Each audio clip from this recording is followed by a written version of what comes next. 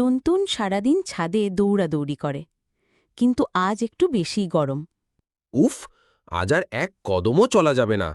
চলো দেখি মুন্নীতি করছে।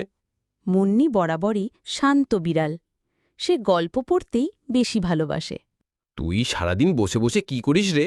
হাঁটিস না একটু? আমি তো গল্প পড়ি, তুই শুনবি? শুনবো, তবে একটা ভালো খাবার দে আগে। এই নে, আমার পছন্দের মাছের কাঁটা। এইটা আবার খাবার হলো নাকি? গল্পের মজাটা খাবারের থেকেও বেশি। মুন্নি বলল, এক রাজার বিড়ালদের যুদ্ধের গল্প।